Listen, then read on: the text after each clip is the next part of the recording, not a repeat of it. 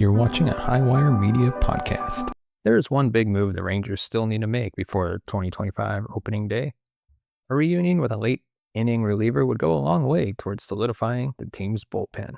The Texas Rangers bullpen looks drastically different than it did last year.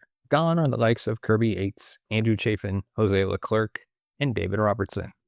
Newcomers include left-handers Hobie Milner, Robert Garcia, righties Chris Martin, Jacob Webb, Sean Armstrong, Luke Jackson, and Luis Carvalho. That depth is nice and should help make up for the 180-plus appearances Robertson, Chafin, and Leclerc made last year, but the team lacks a proven ninth-inning presence. One could emerge from the group, but if the Rangers don't want to roll the dice in the late innings and make the most of an AL West that appears to be ripe for the taking, a reunion with Robertson makes a ton of sense.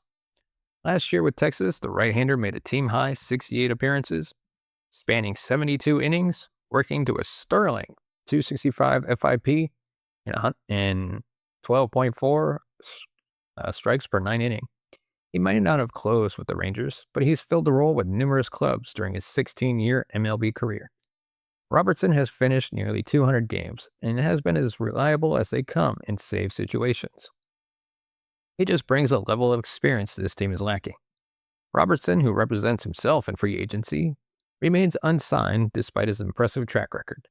It's unclear whether it's his age, he turns 40 next month, or an asking price has kept the team from bringing him into the fold. But if it's the latter, it stands to reason he might come down on his asking price. The Rangers are reportedly maxed out financially, which could explain why this reunion hasn't come together yet. Roster Resource has Texas at $235.6 million, less than $6 million under the first CBT threshold. Robertson made $10 million and received a $1.5 million buyout this winter on his last contract, so it's hard to believe he'd settle for half that amount in 2025. But given the fact opening day is just a mere weeks away and he's still in search of a new home, maybe there's a deal to be had here, one where incentives can push the value higher. But one thing is clear, the Rangers could be top dog in the AL West this year. The front office can figure out the numbers. Choosing not to bring back Robertson simply cannot be why this team doesn't win the division and return to the postseason. Whether it's opening day, a rivalry showdown, or another October run, fingers crossed, you need the best seats for the best price, and that's where Game Time comes in. Game Time is the fastest, easiest way to score last-minute tickets to Rangers games. No stress, no sketchy resellers, just killer deals on seats you actually want. And the best part? They show you exactly what your view looks like before you buy. No surprises. Just baseball the way it should be. Live and loud at Globe Life Field. Say goodbye to ridiculous fees and hello to Game Time's best price guarantee. If you find a cheaper ticket somewhere else, they'll credit you the difference. That's how confident they are that you're getting the best deal. Don't wait, use the link in the description and go get your ticket to the next Rangers game. And get ready to be there when the magic happens. Last minute tickets, lowest prices guaranteed, and that's Game Time. And now back to our episode. As a Texas Ranger fan, we all want everyone to turn the corner on performance. Sometimes it happens, others it won't. So we're going to take a look at 3 who will and 2 who won't in 2025. We are closing in on the beginning of the 2025 Major League Baseball regular season. Only 18 days away until the Texas Rangers take the field at Globe Life Field against Boston. We've gotten a glimpse of their abilities and what they are feeling throughout the spring. While there's some players like Corey Seager and Marcus Semien not performing well in spring training, there is no major concern there. What the Rangers have to concern themselves with are the players that are either A, had a tough 2024 season, or B, don't look good in spring, or C, all the above.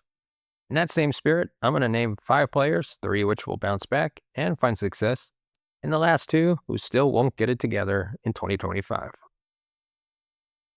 So which Rangers will bounce back in 2025? We're going to start the list with Jonah Heim. We're likely not going to get the 2023 version of Jonah next year, a hybrid between his last 2 seasons. Texas did the right thing by going out and getting a catcher in Kyle Higashioka that can share duties behind the plate with Heim.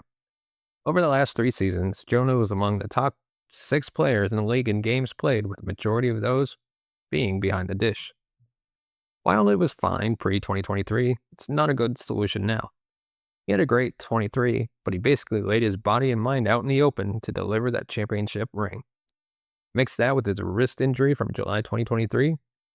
From the start was him catching up to the rest. This season, while splitting catching duties with Higashioka, we will see a more well-rounded version of himself on both sides of the ball. While he might not drive in 100 runs, he can still give above-average contribution to the bottom of the batting order and help lead the pitching staff. Next, Ezekiel Duran. Duran is an interesting case to put on this side of the list. He's only hitting 118 in 17 spring at-bats, and what we saw in 2024 left a lot to be desired. However, I do think if he is given the chance, he will outperform his abysmal numbers of just 3 home runs and 20 RBIs last year. He'll have close to a 2023 resurgence, but it will last throughout the season rather than only the first half of the year. Duran's plus fielding and arm will give him a lot of opportunities. He just needs to get back to hitting the ball hard while avoiding the swing and miss at pitches nowhere close to the zone. He has a steep hill to climb to even be an option for Bochy out of spring camp. If he doesn't turn around, he will start 2025 at AAA Round Rock. Who knows what will happen from there. Next, Marcus Semien. It's strange putting Semien on this list because in his 3 seasons in Texas, he hasn't put up an unproductive season. But by the standards he set of himself, 2025 was a season, or 2024, was a season that left a lot to be desired. For starters, he was dealing with uncomfortable situations, meaning the long season caused an overall lack of energy, which caused him to stray off his normal 162-game pace and fall back to 159 games played. While he still made the All-Star team, he wasn't that great of an option. Semien hit .237, .308, .391 with a bottom 3 career OPS of .699. The former Gold Glover still found a way to hit 23 home runs and drive in 74 runs. Although he's off to a tough start this spring, Marcus has always been slow to kick off a season. His reputation, hard work, and dedication, mixed with even his bad seasons being okay, is enough to make Texas feel comfortable about him having another 2023 caliber season. So, which Ranger players will fail to improve? Well, starting off on that list, we got Jacob Latz. Latz is a pitcher that I wish would get it together. A 2017 fifth-round pick that has all the makings to be a successful reliever in the majors. I will say his career ERA isn't that bad. A little under 3.5, but his 2024 season ended with a 3.71 ERA, and worse than that, a 1.51 WHIP, which was the 6th worst in the league last year. Latz was one of the Rangers' recent moves, sending the lefty to minor league camp on Sunday while he faces recovery from a back injury. For those of who are unaware of WHIP, it's walks and hits per innings pitched. The lower the number, the less hits and walks the pitcher surrenders per 9 innings. His stuff isn't mind-blowing either. He only throws a 94.9 mile-an-hour fastball, and while he doesn't allow a lot of hard hits and gets hitters to swing and miss, he just can't stop walking batters. And then we have Leody Taveras. Taveras is a player that I have to accept will never find his true breakout season. It's a bit harsh, but the team has been waiting on him to pan out for 9 years, and we still aren't super impressed. The best season Texas has ever gotten from the 26-year-old was a 14 home run season in 2023, but that was overlooked by poor defensive play in center field. In 2024, he took a step back into his old habits at the plate, only hitting .229 with a .641 OPS. Taveras is firmly in a race for the starting center field job with 22-year-old Evan Carter this spring. There's no doubt that he has a fit on the opening day roster, but he also is one of Texas's 3 rostered players that are without minor league options this year. It will be up to Leody whether he wants to be in Texas or not, because if he doesn't perform, the Rangers will ship him out elsewhere by the trade deadline. And then we're going to take a look at 5 key takeaways from the MLB Pipeline's top 30 Texas Rangers prospect list. MLB Pipeline's first top 30 Rangers prospect list of 2025 was revealed a few weeks ago, and we're going to take a look at what really stands out. We're just weeks away from a brand new Major League Baseball season, which means MLB Pipeline officially released a new set of top 30 prospects for each team, including those in the Texas Rangers organization. Earlier this year, MLB Pipeline revealed the top 100 overall prospects throughout baseball. Texas had 3 players among the top 100, including Sebastian Walcott, Kumar Rocker, and Alejandro Rosario. In terms of the organization's list, not much changes here in terms of names on the list, but there were a few shakeups and things to note. Without further ado, here is everything you need to know about the Texas Rangers' top 30 prospects. The top 2 prospects remain the same as last year. Zero shock when it comes to the top 2 being Sebastian Walcott and Kumar Rocker.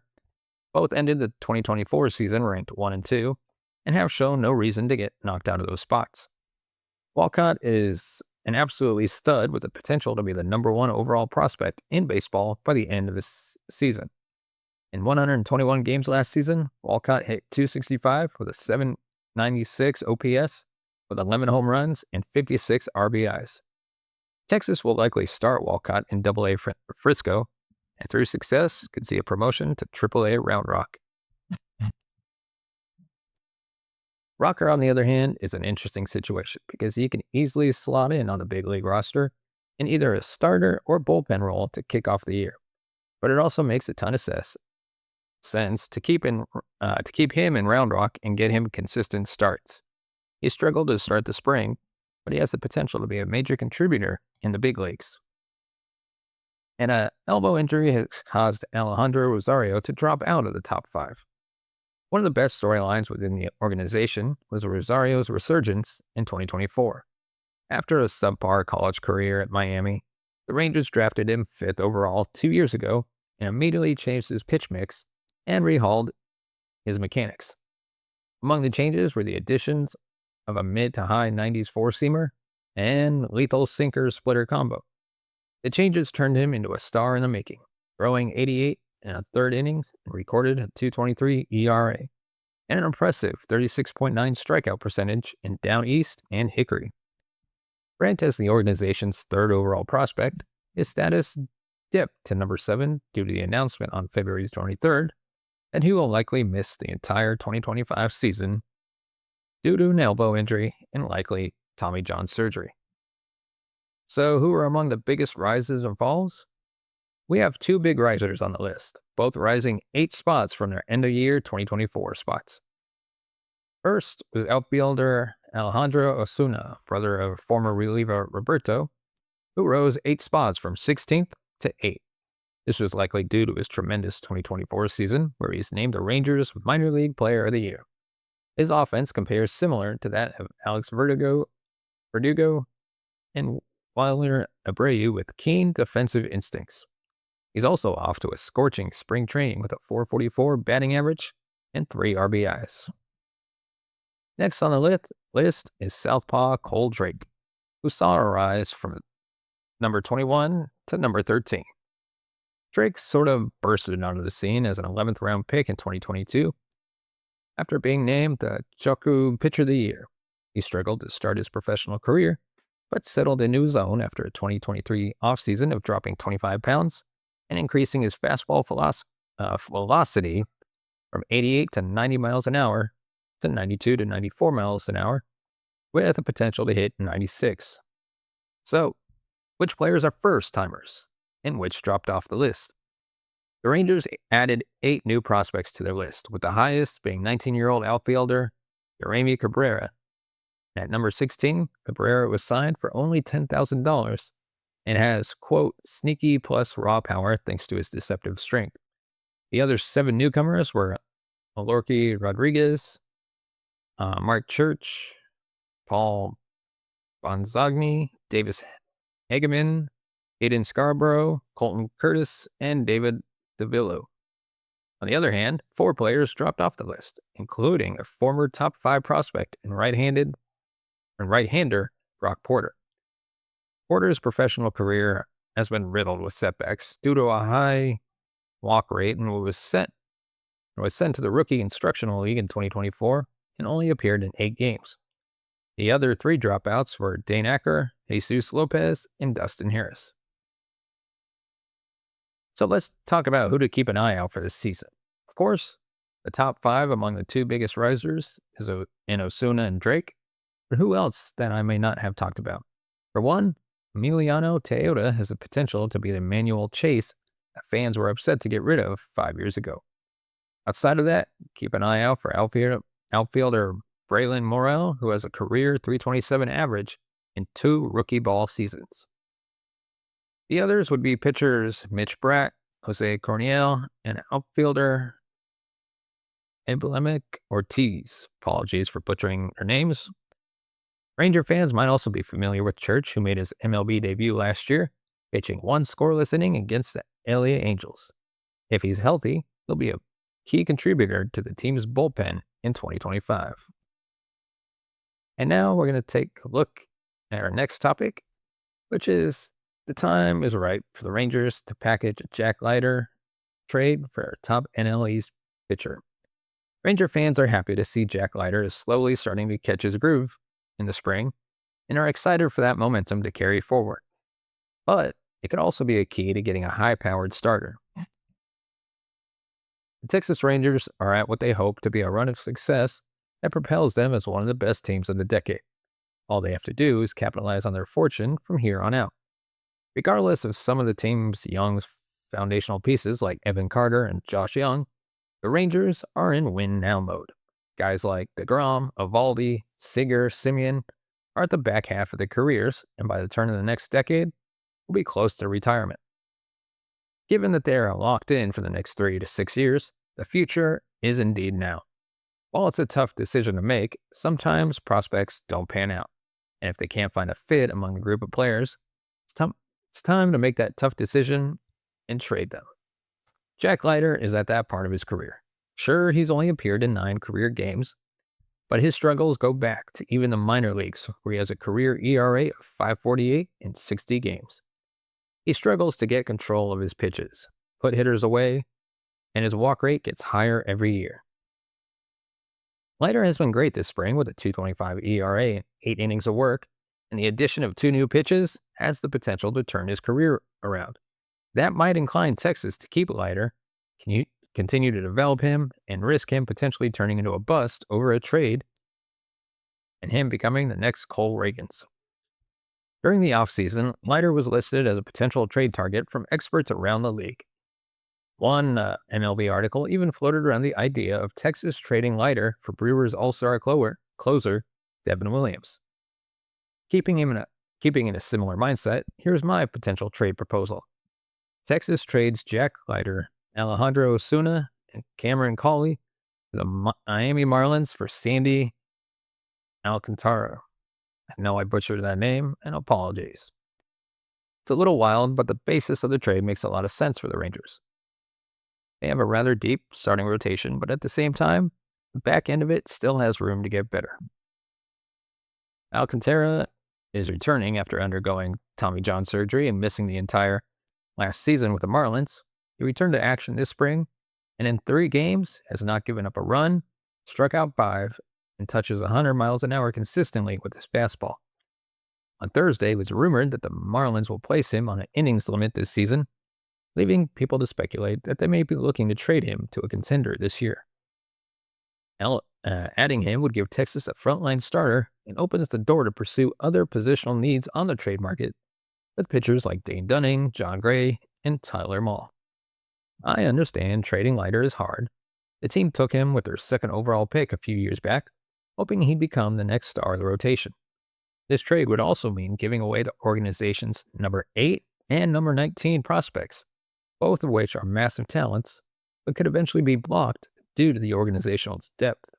But again, the team is in a win-now mode, pairing a pitcher of his caliber alongside deGrom, Eovaldi, Bradford, and Rocker for the next 3 to 4 years could be the difference maker in having multiple World Series titles by the end of the decade. Thank you so much for watching this episode of the Talking Texas Rangers podcast.